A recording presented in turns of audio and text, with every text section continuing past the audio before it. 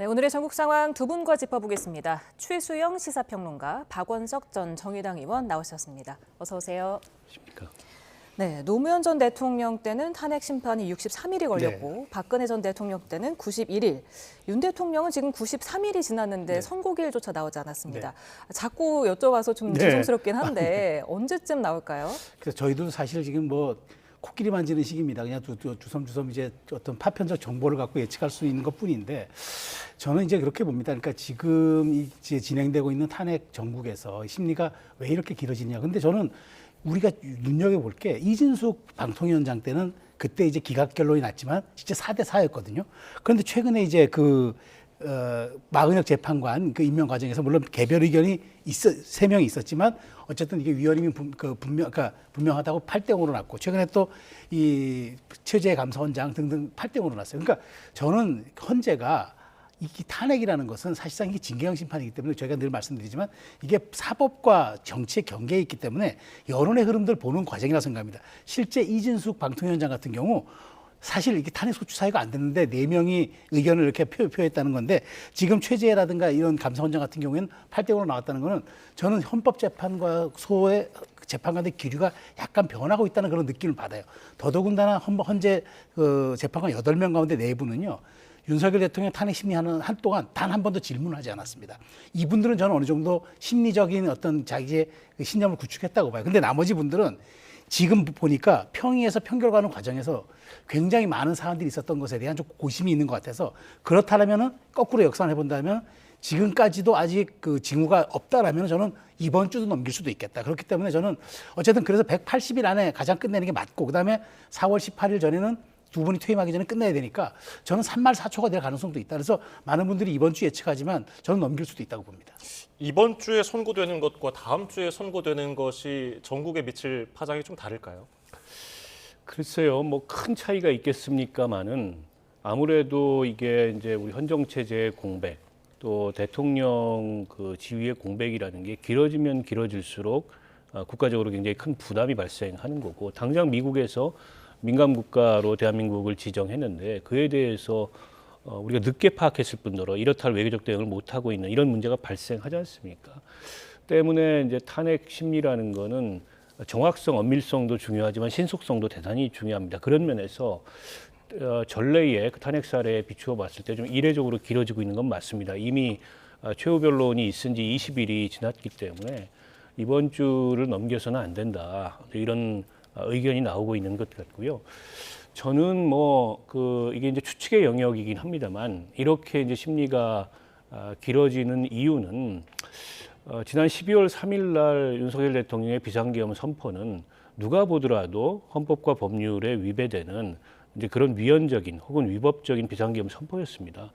그러니까 법을 평생 동안 공부하고 또 법으로 업을 삼아왔던 이제 헌법 재판관들이 법리적으로 그에 대해서 다른 결정을 내릴 가능성이 없다. 저는 이렇게 보고요. 다만 절차적인 문제 제기도 굉장히 강하고 또 지금 정치적으로 어떻게 보면 이제 양측의 이 갈등과 긴장과 이런 것들이 이제 아주 고조돼 있는 상황이기 때문에 미세하게 그 내용을 좀 가다듬고 또 정무적으로 시기를 좀 조율하는 그런 과정에 있지 않은가 싶은데요. 제가 과거 대통령들의 그 탄핵 결정의 결정문을 이번에 다 찾아봤습니다. 예. 그러니까 노무현 전 대통령 같은 경우에 누가 봐도 그건 기각이 명백한 그런 사안이었음에도 불구하고 당시 결정문을 요약해 보면 첫 번째로 법률 위반이 있었다. 두 번째로 헌법 수호의 의무를 다하지 못했다. 세 번째, 그러나 파면에 이를 만한 중대 헌법 법률은 아니다. 이거거든요. 노무현 대통령이 여당이 총선에 좀 잘 됐으면 좋겠다. 한마디 한 게 헌법 법률 위반이라고 한다면 계엄군을 국회에 보내서 헌법기관인 국회의 기능을 정지시키려고 했던 그리고 위헌적인 포고령을 발표했던 12월 3일에 그런 계엄 선포가 어떻게 위헌이 아닐 수가 있겠습니까? 그에 대해서 저는 헌법재판소가 달리 판단할 여지는 없다라고 보고 다만 이러저러한 사정들을 고려해서 조금은 좀 시기를 조율하고 있는 게 아닌가 이렇게 판단하고 있습니다. 네. 국민의힘 나경원 의원이 네. 윤석열 대통령 탄핵 심판 결론을 이재명 대표 선거법 2심 선고일인 26일 이후에 내야 한다 이렇게 주장을 했던데 이게 어떤 의미가 있습니까? 그러니까 이재명 대표는 이미 정해진 사안이잖아요. 26일이면 이제 그건 고법이 정한 이제 선고일이기 때문에 그거는 뭐 움직일 수가 없는 거죠. 그런데 이제 지금 저는 그 나경원 의원의 이 의도는 뭐냐면은 순차적으로 기본적으로 지금 우리가 여러 가지 혼란 상황이 있으니까 이번 주에 그 한덕수 총리에 대한 선고를 내고 그다음에 다음 주에 이재명 대표 재판이 있으니까 이걸 보고 윤 대통령 나오는데 윤 대통령과 이재명 대표가의 인과관계가 있는 것이 아니라 최근에 가장 그래도 정치권에서 불확실성이라고 할 수 있는 이재명 대표의 법률적 거치, 그다음에 혹시라도 나중에 조기 대선이 있을 경우에 이재명 대표가 대법원까지는 모르겠으나 최소한 2심까지는 확정 판결이 난 사안이라면은 사실 이재명 대표가 그 선고를 받아들이지 않는 것과는 별개로 이 사안 자체는 매우 엄중한 시그널이거든요. 그러니까 여권은 여권대로, 야권은 야권대로. 그러니까 이런 것들에 대한 좀 불확실성이 제거되고 나고 이재명 대표의 거치가 어느 정도 법률적으로 정리가 된 다음에 대통령 그 심리가 나와야지 국민들이 받는 사후적인 동의성이라든가 그다음에 우리 정치의 좀 불확실성이 제거되는 것 아니겠느냐. 그러니까 180일로 규정된 심의 기한도 좀 지키고 4월 18일 전에만 하면 되는데 굳이 이걸 과거의 대통령들의 날짜와 비교해서 그렇게 속도전할 필요가 없다. 오히려 이재명 대표, 정치권의 가장 민감한 핵인 이재명 대표의 법률적 거치부터 정하는 게 맞다. 아마 이 얘기를 저는 한 것으로 해석이 됩니다. 예, 나경원 의원 말 맞다나 이번 주에 헌재 판단이 나온다면은 다음 주에 있을 이재명 대표 공직선거법 20 재판부가 영향을 받을까요? 아니 서로 간에 저는 아무런 영향을 받지 않는다고 생각합니다. 나경원 의원도 올해는 안 하셨지만 판사를 하신 분이 저렇게 말씀하시는 것 자체가 저는 대단히 삼권분립에 위배되는 어불성설이라는 생각이 들고요. 헌재가 정치적 사법기관이라고 하더라도 이재명 대표 재판 날짜에 견줘서 이 헌재의 탄핵 결정을 뭐 그 뒤로 하거나 그 앞으로 하거나 그런 식의 정치적 고려를 하지 않습니다. 그걸 뻔히 알면서 저런 말씀을 하시는 건 결국에 지금 이제 국민의힘의 핵심 지지층이 결국 이제 이재명 대표를 향해서 어떻게 보면 이제 반감을 결집시키고 있기 때문에 그런 어떤 국민의힘 핵심 지지층에 영합하는 그런 발언을 하는 거일 뿐이라는 생각이 들고요. 이재명 대표의 재판부도 혹은 이제 헌법재판소의 헌법재판관들도 다른 판결에 대해서 다른 소송에 대해서 전혀 신경 쓰지 않고 본인들이 맡고 있는 그 어떤 사안에 대해서 법과 원칙에 따라서 결정하는 거지. 나경원 의원처럼 저렇게 말씀하신다면 대한민국 사법부의 이제 독립성을 굉장히 흔드는 그런 발언이고 적절치 않다고 생각합니다. 네, 이렇게 대통령 탄핵 사건 중에 역대 최장기 수기를 이어가다 보니 온갖 추측이 난무하고 있는 상황입니다. 일각에서는 마은영 헌법재판관의 임명을 기다리는 거 아니냐 이런 분석도 있더라고요. 사실 근데 너무 뭐랄까 상상력이 좀 과도하다 싶은 거 있고요. 더군다나 마은영 재판관 이름이 나오는 이유가 민주당이 좀 서둘렀어요. 그러니까 뭔가 자꾸 늦어지니까 마은영 재판관 임명을 해야 된다고 국회의장까지 나섰단 말이죠. 그게 지난주니까 많은 사람들이 의심을 한 거죠. 아니 8명 심리 체제가 충분히 가도 되고 박근혜 전 대통령도 그렇게 했는데 갑자기 마은영 재판관이 불거지는 거는 마은영 재판관에 대한 어떤 이런 임명 여부가 민주당이 확실하게 6명에 대한 인원을 확보하려는 그런 전략이 아니냐라는 이제 비판이 나왔는데 저는 사실은 이 얘기조차도 좀 그 어불성설인 게 마은영 재판관이 가게 되면은 11차례 변론에 대한 녹취록 다 들어야 됩니다. 갱신 절차를 한다고 하지만 만일 간이 갱신 거쳐서 편결에 참여해 보십시오. 아마 정말 광장이 또 뒤집어질 겁니다. 그렇기 때문에 저는 차라리 마은영 재판관의 변수는 별도로 하고 지금 8인 재판관 체제에서 4월 15일 이전에만 낸다 그러면 저는 여기에 대해서는 많은 분들이 동의할 거라고 보고 있고요. 그렇기 때문에 마은영 재판관을 끌어들이는 거는 민주당이 오히려 제가 보기에 문제를 제기했다가 이게 잘못했다가는 이게 오히려 역풍도 불 뿐더러 오히려 시간을 국민의힘 쪽에 더 벌어줄 수도 있겠다. 이게 갱신 절차를 제대로 밟을 경우에는 2, 3주 정도 늦어진다더라고요. 그럼 4월 18일 넘어갈 수도 있습니다. 그런 측면에서 아마 마은영 재판관의 그 임명 요구는 민주당이 한때 해프닝으로 살짝 정리되는 것 같은 그런 분위기입니다. 이건 어떻게 보십니까? 아니 근데 그 탄핵의 유불리와 관계없이 마은영 재판관은 헌재에서 국회의장이 제기한 권한쟁의 심판에 대해서 명백한 위헌이라고 결정했으면 임명하는 게 맞는 거죠. 그 최상목 권한대행이 얼마 전에 그 명태균 그 특검법 이걸 거부권을 행사하면서 그 법안의 위헌성을 거부해 사유로 들었습니다. 근데 정작 본인은 헌재가 어쨌든 위헌이라고 명시적으로 결정을 내린 마은영 재판관 임명 문제에 대해서 그 임명을 하지 않으면서 위헌 행위를 저지르고 있어요. 또 지금 권성동 그 원내대표를 포함해서 이제 국민의힘 내에서 헌법재판소의 결정에 승복해야 된다. 여야가 함께 이걸 승복 선언을 하자 뭐 이런 주장이 나오고 있는데 정작 대통령 권한대행은 헌재의 결정에 대해서 이행하지 않는 그런 위헌 행위를 저지르고 있거든요. 앞뒤가 맞지 않는 그런 모순된 행동을 하고 있어요. 그래서 마은영 재판관이 이번 헌재 결정에 참여하느냐 참여하지 않느냐와 별개로 마흔역 재판관 임명은 당연히 해야 되는 겁니다. 그게 어쨌든 대한민국 헌법재판소의 결정이고 헌법을 존중한다면 마땅히 해야 됨에도 불구하고 지금 최상목 대행도 그렇고 여당도 그렇고 이치에 맞지 않는 주장을 전 하고 있다고 보고요.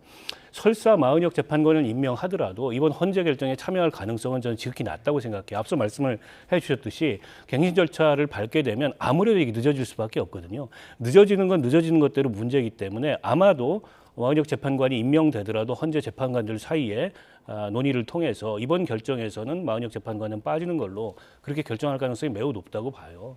그래서 이걸 유불리를 가지고 자꾸 이렇게 따질 문제가 아니고 원칙대로 해야 된다 이렇게 생각합니다. 네. 최근에 탄핵 8건이 기각이 되니까 지금 권영세 국민의힘 비대위원장이 무리한 탄핵을 주도한 국회의원 그리고 그 정당에 민형사 책임을 물을 수 있는 제도를 마련해야 한다. 이렇게 말했어요. 그러니까 그 얘기는 아마 뒤집어 얘기하면은 결국 탄핵 비용으로 인한 변호사 그런 비용 이런 것들이 지난번 이번 그 국회에서만 4억 6천만 원 들었다는 건 아닙니까? 이제 그걸 아마 그걸 근거로 얘기하면서 비용에 대한 이야기 그다음에 이제 그렇게 직무가 공백이 됐을 때 나중에 돌아오더라도 이 공백기를 과연 그러면 누구에게 정치적 책임을 물을 것이냐 이런 얘기가 있는데 그러니까 그러니까 줄 탄핵을 막기 위해서라도 이런 제도 장치가 필요하다고 얘기는 하는 것 같은데 그렇지만 이번에 분명히 헌법재판소가 밝혔잖아요. 그 국회가 갖고 있는 권한을 행사했을 뿐이다. 그러니까 다만 저는 이 얘기는 뭐냐면 권한이 있다고 다 써서 되겠느냐. 그러니까 우리가 흔히 얘기하는 일종의 의회가 제도적 자제, 제도적 인내를 보여야 되는데 있는 힘이 있다고 자기가 다 써버리고 조자룡 헝칼 쓰듯이 온갖 것을 다 해버리면은 사실 그러면 정치가 할 일이 없는 거죠. 그런 측면에서 저는 조금 더 말하자면 이것을 누구에게 민형사상의 정치의 책임을 묻겠다 이거보다는 또 이것 또한 사법의 영역으로 가져가는 거니까 차라리 민주당이 좀 제도적 자제, 제도적 권한을 좀 자제하고 그다음에 제도적 남용을 하지 않는 이런 쪽으로 조금 더 얘기했으면 좋았을 거라는 생각이 들고요. 실질적으로 뭐 법에 명시된 국회의 권한을, 국회의 권능을 또 다른 법으로 통제하고 제어한다는 게 불가능하기 때문에 오히려 저는 이런 부분들 민주당이 이번에 줄기각에 굉장히 여론에 영향을 미치기 때문에 이렇게 법적 책임을 묻는 건 별개로 민주당에 대한 이런 제도적 자제, 그다음에 이 남용권을 좀 절제돼서 행사하게끔 요구하는 것, 그건 저는 당연히 필요하다고 봅니다. 민주당에서는 반대로 대통령 탄핵을 인용됐을 때는 탄핵에 반대한 정당을 해산시켜야 된다고 얘기했는데요. 이 점 어떻게 보셨습니까? 그러니까 이게 공직자에 대한 탄핵 소추 권한은 헌법상 보장된 국회의 권한입니다. 앞서 이제 최수영 평론가 말씀하셨던 대로 민주주의의 중요한 이 규범 중에 하나가 제도적 자제이기 때문에 권한이 있다 그래서 그 권한을 무제한으로 이제 행사하는 것은 바람직하지 않다 그렇게 생각합니다. 때문에 민주당이 이렇게 공직자에 대한 줄탄핵을 한 게 좀 무리지 않느냐 이런 지적은 당연히 나올 수 있는데 그게 법에 위배되거나 아니면 민형사상의 어떤 책임을 져야 될 문제는 아니라고 보고 이번 헌법재판소의 결정에서도 탄핵소추권 남용은 아니다. 물론 그것이 바람직하다는 얘기는 전혀 아닙니다. 라고 이제 판시를 했기 때문에 그걸 가지고 저런 식의 무슨 민형사상 책임을 지게 하자라는 주장은 제가 보기에는 이치에 맞지 않고 그렇다 보니까는 그 반대급부로 민주당에서도 대통령이 탄핵된 정당은 위헌정당으로 해산하도록 하고 대통령 선거에도 출마 못하도록 하자 이런 이제 반대 주장이 나오는 거 아니겠어요? 그 또한 제가 보기에는 뭐 바람직하지 않다고 생각하고요. 이제 마찬가지입니다. 그 민주당의 줄탄핵을 탓하려면 현 정부에서 대통령이 25번, 한덕수 총리가 7번, 그리고 최상목 대행이 9번, 총 39번의 거부권을 행사한 것도 민주당의 의회 독재라면 이건 행정 독재인 거죠. 급기야 이런 제도적 자제를 하지 않는 모습이 계엄을 선포하고 그것도 헌법과 법률에 위배되는 군대를 동원한 이런 모습으로까지 나타난 거 아니겠습니까? 그래서 저는 여당도 그렇고 야당도 마찬가지긴 한데 이게 약간 내로남불격의 이런 주장을 이 국면에서도 하는 거 적절치 않다고 봅니다. 네, 지금 여야는 릴레이 시위 또 도보 행진 등으로 장애 여론전에 주력을 하는 모습인데 지금 거리로 나간 여야가 오히려 윤 대통령 탄핵 심판을 불복하는 걸 좀 부추기는 거 아니냐 이런 지적도 있더라고요. 정말 저는 그 지적은 좀 뼈아프게 받아들여야 된다고 봅니다. 왜냐하면 지금 광장의 열기가 굉장히 뜨겁고 달아오르는데 그걸 식혀주고 그것을 제어해 줄 수 있는 건 사실 정치권이 방화벽이 돼줘야 되거든요. 근데 정치권이 방화벽이 돼주기는커녕 사실은 이렇게 민주당 같은 경우에는 그렇게 국민의힘을 비난하더니 저렇게 다 거리로 나가고 헌재까지 압박하는 행진을 하겠다. 저건 명백하게 저거는 지지세 결집을 떠나서 헌재까지 압박하겠다는 모습을 명백히 보이는 거기 때문에 저건 자제해야죠. 그런데 지금 보면은 이게 헌재 선고가 이제 임박했다고 생각하니까 양측의 이제 그 결집도가 최대치를 찍는 것 같아요. 그렇지만 저는 국회는 국회의원들이 국민들이 대의민주주의라고 뽑은 그런 분들입니다. 그렇다면 국회 안에서 해결하는 게 맞는데 저렇게 거리로 광장으로 나가는 것들은 저는 지양된다고 보고요. 더더군다나 이제 국민의힘 같은 경우에는 지도부 같은 경우에는 어느 정도 선을 긋는데 민주당 같은 경우는 막판에 뭔가 새가 좀 밀린다고 생각했는지 저렇게 지도부까지 총출동하는 모습은 지지층을 더 자극할 수 있는 우려가 있기 때문에 최소한 저는 민주적인 어떤 민주주의의 복원력을 위해서라도 저렇게 나가버리면 나중에 돌아올 수 있는 회복 탄력성이 확 줄어버리지 않습니까? 그런 측면에서 충분하게 얘기했습니다. 광장 열기를 이제는 나중에 말하자면 헌재 결정의 수용력을 좀 받아들일 수 있는 그런 정도의 조금 이제 말하자면 그 진화를 하기 위해서라도 이제 정치권이 너무 앞장서서 자극하는 모습들은 전 피하는 게 맞다고 봅니다. 예, 여야 모두 뭐 승복이라는 말을 하고는 있는데 서로 안 믿는 것 같아요. 이 점은 어떻게 평가하십니까? 근데 지금 대한민국에서 헌재 결정에 정말로 승복해야 될 딱 한 분이 계시죠. 그 윤석열 대통령이 승복을 말씀하셔야 된다고 생각합니다. 민주당에서 권성동 원내대표의 저런 말씀에 대해서 받아들이지 못하는 건 피소추인인 윤석열 대통령이 과연 승복의 의사가 있느냐. 지금까지 헌재에서 변론했던 모습이나 뭐 이른바 옥중 정치를 통해서 메시지를 전달하는 모습을 보면 오히려 지지자들을 좀 부추기고 자극하고 결집시키려는 그런 의도가 더 강한 것 같은데 국민의힘에서 저렇게 지도부는 얘기한다고 하지만 정작 윤 대통령은 그에 대해서 의사를 밝히지 않고 있고 국민의힘의 중진 의원들은 나가서 뭐 헌재를 쳐부셔야 된다라는 얘기부터 헌법재판소를 향해서 뭐 조롱, 증오 이런 말씀들을 하시다 보니까 국민의힘 지도부가 승복의 의사를 갖고 있다면 그 내부 단속부터 좀 해야 되는 거 아니냐. 근데 이런 지적을 안 할 수 없을 것 같고요.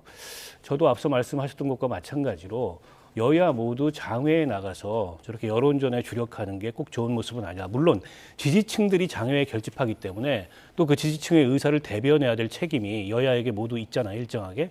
근데 그걸 일정하게 대변한다 하더라도 지금 이렇게 여론이 격화돼서 어떤 이 탄핵 심판이 내려졌을 때 뭔가 이게 물리적인 그런 충돌마저도 우려되고 폭력적인 사태마저도 우려되는 상황이라면 오히려 그 여야의 헌법기관들인 국회의원들은 그런 민심을 좀 다독이고 탄핵 결정 이후에도 그걸 받아들여서 뭔가 이게 이제 국민 통합의 길로 갈 수 있는 이제 그런 어떤 그 모습을 보여야 되는데 지금 여야 모두 어쨌든 거리 여론전에만 주력하고 있는 모습이라서 한편으로는 승복을 얘기하면서 한편으로는 저렇게 이제 거리 여론전에 주력하는 게 맞느냐 그런 다소 모순된다는 생각도 듭니다.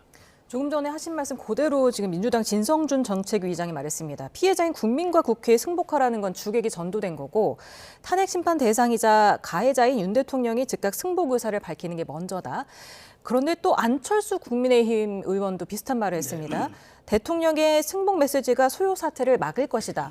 그런데 대통령 측에서는 헌재 결론이 나올 때까지는 아직 아무 입장을 밝히지 않을 계획이라면서요. 명시적으로는 사실 한번 하긴 했죠. 대통령 변호인단이 했죠. 근데 많은 분들이 이런 지적을 합니다. 왜 대통령이 마지막 최후 변론에서 승복 메시지를 대통령이 직접 육성으로 밝히지 않았느냐라고 좀 비판하는 분들 많은데 저도 아쉬움은 있지만 저는 그렇다고 그것을 윤 대통령이 그 승복 의사를 일부러 안 밝힐 거다 그렇게 생각하지는 않습니다. 왜냐하면 그때는 매우 제한된 시간에 마지막으로 자신의 방어권이나 최후 변론이었고 그 변론이 본인의 정당한 계엄과 계엄에 대한 자기 입장을 충분히 설명하는 그런 자리였기 때문에 저는 거기에서 굳이 승복 메시지를 안 냈다고 그걸 비난하는 일은 아니라고 봅니다. 다만 지금 이렇게 사태가 양쪽이 지지층이 지금 총집결하고 있고 그다음에 사실 심리적 어떤 내전 상태라고 할 수 있는 교착 상태까지 보이고 있으니까 대통령께서 어느 시점에 승복과 어떤 국민 화합의 메시지를 낸다면 굉장히 저는 바람직하고 좋을 거라는 생각이 드는데 일단 여당이 밝혔고 대통령 변호인단은 공식적으로 입장을 냈기 때문에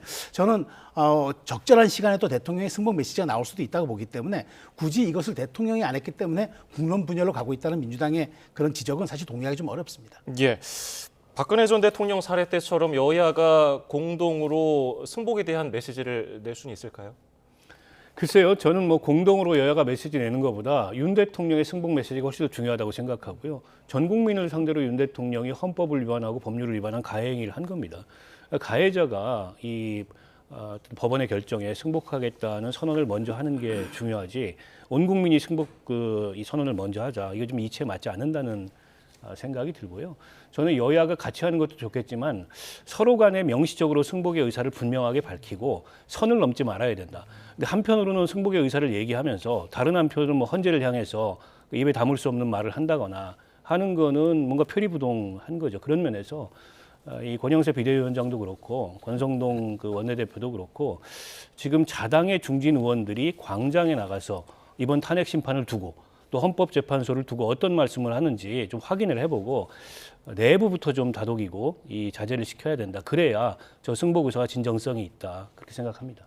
앞서서 나경원 의원이 한덕수 총리 심판이 3월 20일쯤에 선고될 가능성이 높다 이렇게 네. 밝혔는데요. 네. 어떻게 보십니까? 저는 그렇게 순서가 그렇게 맞다고 봐요. 그러니까 한덕수 총리의 그 탄핵 심리는 이미 대통령보다 닷새 전에 끝났고 실제로 걸린 시간도 90분, 1시간 반밖에 안 걸렸어요. 쟁점도 매우 간단합니다. 뭐 거부권 행사, 뭐 특검법 거부권 이런 거는 탄핵 사유가 안 되고 근데 또 더군다나 한덕수 총리는 윤 대통령이 불리한 증언을 사실 했어요. 헌재에서 사실은 그 회의가 국무회의가 요소를 갖추지 못했고 적법하지 못했다고 생각하고 그다음에 여기에 대해서 계엄을 막지 못한 책임을 통감한다고 얘기했기 때문에 대통령에게 매우 불리한 진술을 했지만 그로 인해서 한덕수 총리에 대한 탄핵 사유는 또 없어지는 거예요. 그리고 그 후보자를 임명하지 않았다는 이야기는 있지만 최상목 권한대행에도 위헌성은 있지만 그렇다고 우리가 강제할 권한도 시기를 규정할 권한도 없다라고 분명히 밝혔기 때문에 저는 그런 측면에서 한덕수 총리 거는 빨리 처리해 주는 게 맞다. 일각에서는 한 총리가 돌아오면 혹시라도 최상목 권한대행이 임명한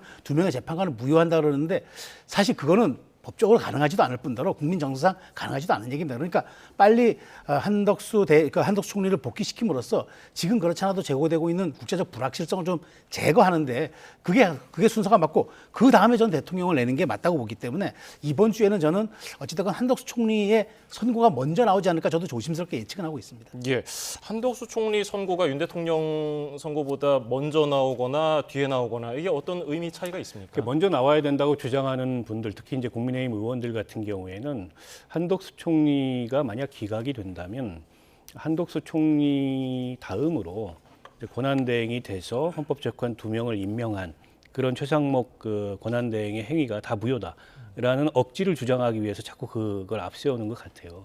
그러나 앞서 말씀하셨듯이 이건 억지일 뿐이고 가당치 않은 얘기이고요. 한덕수 총리 탄핵 사유하고 윤 대통령 탄핵 사유가 일부 소추 사유가 겹치는 측면이 있습니다. 근데 한덕수 총리의 그 탄핵 그 심판 결정을 먼저 하게 되면 아무래도 그 소추 사유에 대해서 언급을 하게 되고 그건 윤 대통령 탄핵에 대한 예단을 줄 수 있기 때문에 제가 보기에는 먼저 할 가능성보다는 동시에 할 가능성이 매우 높다. 대통령 탄핵을 결정하는 마당에 또 총리 탄핵에 대해서 미루게 되면 이제 그로 인해서 여러 가지 이제 국정 공백이나 이런 우려가 나올 수 있기 때문에 그 총리 탄핵 문제에 대해서도 결론을 내줘야 되는데 아마도 윤 대통령 탄핵 그 결정과 동시에 어떤 게 뭐 앞서서 그 낭독을 하게 될지 모르겠습니다만 동시에 이루어질 가능성이 현재로서는 가장 높다 이렇게 생각합니다. 네. 그런가 하면 미국에서 우리나라를 민간 국가로 지정했는데 이에 대해서 여야가 서로 책임 공방을 벌이고 있어요. 그건 저는 아니라고 봅니다. 이게 사실 이게 지금 왜 됐는지도 우리가 정확히 몰라요. 이게 지금 그리고 4월 15일 날 지금 발효가 될 거라고 얘기하지만 정확히 아는 사람은 아무도 없습니다. 또 조태열 장관이 2주 전에 국회 나와서 안 되도록 노력해 보겠다고 했는데 외교부 장관이 사실 그렇게 정말 뜬구름 잡는 얘기했다는 거 저는 이거는 태만이고 아니함이라고 봅니다. 근데 중요한 건 우리끼리 다투는 게 무슨 의미가 있습니까? 우리끼리 설령 해제 촉구안을 낸다 해도 그 큰 의미가 미국이 하는 건데 특히나 미국 에너지부가 하고 산하 17개 기관 단체가 전부 하는 건데 차라리 오히려 지금 미국에 가서 전방위적 로비를 하고 그다음에 할 수 있는 모든 대미 라인을 동원해서 하는 게 맞지. 이게 지금 우리끼리 여기 앉아가지고 아마 이게 핵무장이 원인일 것이다. 이게 무슨 뭐 이런 뜬금 추론. 아니 우리가 정확하지 않은 정보를 갖고 얘기한다는 게 대책이 나오겠습니까? 그런 측면에서 저는 정말 이건 엄중한 사태인 게 왜냐하면 우리가 동맹국으로 들어간 건 유일하거든요. 사실 여기 뭐 인도라든가 이스라엘, 대만이 있다고는 하지만 우리는 명시적인 동맹국가입니다. 그런데 동맹국가가 이렇게 민간국가에 지정됐다는 건 이거는 진짜 여야 따질 것이 아니라 이거는 정말 우리가 총력전을 통해서 미국에 대한 로비를 통해서 다시 한번 복원할 수 있으면 복원하고 안 되면 빨리 이걸 좀 지정이 해제되도록 하는 그런 외교적 노력이 필요하겠다. 그 말씀 꼭 드리고 싶습니다. 서로 비판을 하면서도 워낙 이게 중대한 문제니까 이게 국회 차원에서 결의안을 마련하면서 서로 힘을 합칠 가능성도 있을까요? 글쎄 뭐 결의안이 좋은 방법인지는 모르겠습니다만 일단 2달이 지나도록 이걸 모르고 있었다는 거는 심각한 어쨌든 외교 실패고 이제 정부 실패라고 하지 않을 수 없을 것 같고요. 지금이라도 가동 가능한 모든 그 대미 채널을 총동원해서 뭐가 원인이고 우리가 어떤 대응을 해야 되는지를 우선 파악하는 게 중요하다고 생각합니다. 책임 공방은 그 뒤에도 좀 늦지 않다고 생각을 하고요. 이게 등급의 차이는 있다지만 북한과 같은 카테고리에 지금 미국에 의해서 분류가 된 겁니다. 있을 수 없는 일이 일어난 거죠. 도대체 뭐가 원인이고 그 원인을 제거하기 위해서 우리 정부가 뭘 고쳐야 되는지 빨리 파악하는 게 좀 필요하다는 생각이 들고 이런 사태가 앞으로 그 외교나 경제의 다른 영역에 있어서도 발생할 가능성이 높기 때문에 저는 탄핵 심판이 하루라도 빨리 결정 나는 것이 굉장히 중요하다라고 생각합니다. 네, 탄핵 심판 선고를 앞두고 조기 대선을 염두에 둔 여권 잠룡들 행보를 좀 살펴보겠습니다. 오늘 국민의힘 안철수 의원이 이명박 전 대통령을 만났습니다. 어떻게 보셨습니까? 그러니까 지금 그 조기 대선을 얘기하기 어려운 국민의힘 내부 주자들은 사실 할 수 있는 게 출판 정치 혹은 일정 계획을 통한 동선 메시지, 그다음에 방문이라든가 접견을 통한 어떤 인물을 통한 자신의 우회 메시지, 이게 사실 이렇게 정중동의 행보를 할 수밖에 없는 게 정치적 공간 협상이기 때문이에요. 그렇지만 여기에 대한 효과는 분명히 있을 겁니다. 그렇지만 여기에서 사실 아무도 조기 대선의 대자를 얘기할 수는 없어요. 다만 이걸 통해서 혹시라도 인용이 됐을 때 빨리 이륙하기 위해서 사전 붐업을 하는 그런 효과는 있을 것 같고요. 그리고 각자만 메시지가 있는 것 같아요. 한동훈 전 대표 같은 경우에는 일단 시대 교체를 하기 위해서 본인이 책도 그렇게 낸 거고, 그다음에 그 오세훈 시장 같은 경우에는 대선이라는 게 이제 회고형 투표가 아니라 전망형 투표니까 그런 것에 대한 본인의 어떤 업적 같은 걸 가지고 비전을 얘기하고, 그러니까 각자의 셈법이 다른데 제일 재미있는 거는 김문수 장관은 그냥 아무것도 하지 않는데 계속적인 말하자면 우위를 점하고 있는 거고, 홍준표 시장은 미묘하게 탄핵 반대로 돌아섰지만 책 출간도 조금 미루긴 있긴 하지만 결국에는 홍준표 시장도 그것 또한 하나의 선거 전략의 일환으로 봐야 되기 때문에 다들 제한된 좁은 공간에서 몸풀기를 열심히 하고 있다, 이렇게 봐야 될 것 같습니다. 예, 한동훈 전 대표는 어제 순복음교회에 이어서 오늘은 조계사를 찾았거든요. 이 점은 어떻게 읽고 계십니까? 그러니까 마찬가지 행보죠. 그러니까 지금 국민의힘의 대선 주자들이 다 마찬가지인데 조기 대선을 드러내놓고 얘기하기도 어렵고 또 아주 공개적이고 공식적인 대선 행보를 하기도 어렵고 그렇다 그래서 아무 준비를 안 하고 기다릴 수도 없거든요. 탄핵이 인용되는 순간에 바로 60일 내에 대선이고 그보다 더 짧은 기간 내에 경선을 치러야 되기 때문에 뭐라도 지금 해야 되는 상황이거든요. 그렇다 보니까는 이제 제한된 상황에서 제한된 행보를 할 수밖에 없는 거고요. 한동훈 대표도 책을 출판하고 북콘서트를 전국을 순회하면서 할 계획을 세웠다가 윤 대통령 구속 취소되고 석방되면서 급제동이 걸려가지고 아마 계획했던 일정들을 대체로 취소한 걸로 알고 있습니다. 그렇다 보니까는 이제 종교기관 찾아가가지고 종교계 원로들, 뭐 사회 원로들 면담이나 아까 이제 안철수 의원 같은 경우에는 전직 대통령 찾아가가지고 전국 상황에 대해서 의견을 교환하는거나 아주 제한된 행보를 할 수밖에 없는데 이제 국민의힘 주자들 같은 경우에는 사실 그 겉으로는 조기 대선 얘기를 못 하고 이 탄핵 심판에 대해서 의견을 조심스럽게 밝히고 있지만은 속으로는 매우 곤혹스러운 상황일 겁니다. 민주당의 이재명 대표는 저만치 앞서가고 있고 또 당내에서 주자들별로 이 셈법이 다 다른데다가 앞서 이제 아무것도 안 한 김문수 장관 말씀하셨는데 아무것도 안 한 김문수 장관이 선두로 나가고 있는 상황에서 다른 주자들 같은 게 속이 탈 수밖에 없거든요. 그러니까 지금 할 수 있는 가능한 방법을 다 동원해가지고 이러저러하게 아이디어를 짜내고 있는 게 아닌가 싶습니다. 네, 방금 말씀하신 내용을 한번 리얼미터 여론조사를 통해서 보면서 좀 더 자세히 얘기를 이어가 보도록 하겠습니다. 이재명 대표가 지금 차기 대선 후보 적합도가요 46.9%를 차지했습니다. 나머지 여권 주자 5명을 다 합치면 39.5%인데 이 다 합친 숫자가 이재명 대표의 7.4%포인트를 뒤지고 있어요.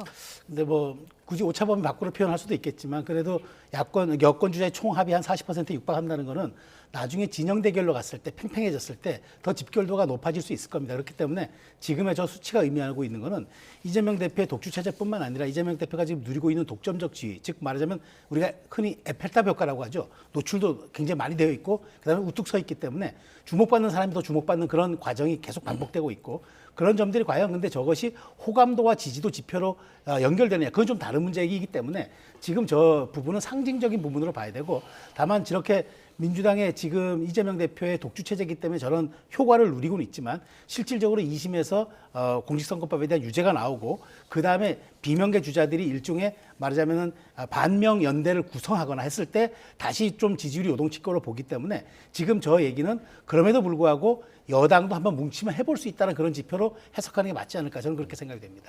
야당도 지금 좀 복잡할 것 같아요. 이재명 대표가 지금 일극체제라고 말씀해 주셨는데 김경수 전 지사는 지금 벌써 다시 9일 차인가요? 9일차에 접어들었고 김부겸 전 총리는 전국 순회를 하고 있습니다. 이재명 대표 지지율이 워낙 높다 보니까 범야권에서는 어떤 생각들을 하고 있을까요? 지금 그 야당의 다른 주자들도 아직은 뭐 조심스럽지만 대선 행보를 하고 있는 건데요. 그냥 워낙 격차가 크다 보니까 힘이 잘 안 붙고 여론이 잘 따르지 않는 이제 그런 한계는 분명히 있는 것 같아요. 그러니까 이재명 대표의 3월 26일 날 항소심 선고가 굉장히 큰 변곡점이 되긴 할 텐데 설사 유죄를 받더라도 이재명 대표의 대선 행보에 이제 별다른 변화는 없을 것 같고 본인의 어쨌든 의지는 그리고 지금 당을 어쨌든 이재명 대표가 아주 상당 부분 이 장악하고 있는 상태이기 때문에 당의 어쨌든 의사에도 특별한 변동은 없을 가능성이 있어요. 다만 이게 이제 불확실성이 커지고 또 여론이 그에 대해서 어떻게 반응하느냐에 따라서 민주당 내부에 이런 대권 주자들 간의 이제 경쟁의 양상이 좀 달라질 가능성이 있는데 현재까지는 다른 주자들도 열심히 움직이고는 있습니다만 워낙에 이제 격차가 커가지고 이제 별다른 의미 있는 그런 변화를 못 보여주고 있는 게 사실인 것 같고요. 앞서 이제 말씀하셨던 것과 관련해서 보면 이번 이제 대선의 특징은 조기 대선이 되면 굉장히 짧다는 겁니다. 예. 때문에 이 대세론을 막기가 어려워질 수가 있어요. 그런데다가 이제 탄핵 인용이 주는 여파가 과연 국민의힘의 지금 주자들을 하나로 결집시킬 수 있을까? 지금 탄핵에 대해서 찬반 의견이 굉장히 격렬하고 아마 내부 경선을 하게 되면 탄핵 찬반으로 나뉘어 가지고 경선을 하게 될 텐데 경선 이후에 이른바 화학적 결합이나 이런 것들이 가능할까? 그런 점을 본다면 이제 국민의힘으로서는 지금 저런 여론조사 지표들에 대해서 뭔가 이렇게 우리도 해볼 수 있다 이렇게 볼 문제가 아니고 굉장한 위기감을 저는 느껴야 된다고 봅니다. 네. 앞서 저희가 리얼미터 여론조사 차기 대선 후보 적합도를 보내드렸었는데 같은 조사에서 정당 지지도를 한번 보면은요. 국민의힘 지지는 39%로 또 민주당 지지 44.3%로 양당 격차가 다시 일주일 만에 오차범위 밖으로 벌어졌습니다. 그런데 지금 이재명 민주당 대표가 26일 선거법 2심 선고 결과를 앞두고 있는데 그 결과에 따라서 좀 지지율에 영향을 줄 것으로 보십니까? 저는 민주당 지지율이 일주일 사이에 많이 오른 거는 윤 대통령 석방에 따른 민주당 지지층의 결집이라고 생각합니다. 그러니까 그동안 조금 이완돼 있었던 지지층들이 이러다 안 되겠다 싶어서 다시 한번 결집도를 보여주는 거고요. 이재명 대표 26일을 만일 선거에 유죄가 난다면 이게 왜 균열점이 될 수밖에 없냐면 반명연대 혹은 비명연대들이 뭉칠 수 있고 구심점을 가질 수 있는 일종의 동력과 그 원인을 제공하는 거거든요. 그런 측면에서 이분들이 지금 그렇지 않아도 이런 지금 위기 상황에서는 천막에 모여가지고 다 우리 이재명 대표를 돕고 민주당이 하나 됩시다 얘기를 하지만 실질적으로 균열의 지점이 났을 때 이분들은 파고들 수밖에 없을 거고 유의미하게 그래서 2등 전략을 구사를 할 겁니다. 그래서 누가 가장 이재명 대표 다음에 2위로 뜰 수 있느냐 여기에 따라서 그걸 선점하는 사람이 저는 나름대로의 구심점을 가지고 앞으로 비명연대 반명연대 좀 주축이 될 수 있을 거라고 생각이 좀 됩니다. 예, 알겠습니다. 지금까지 최수영 시사평론가 박원석 전 정의당 의원이었습니다. 고맙습니다. 감사합니다.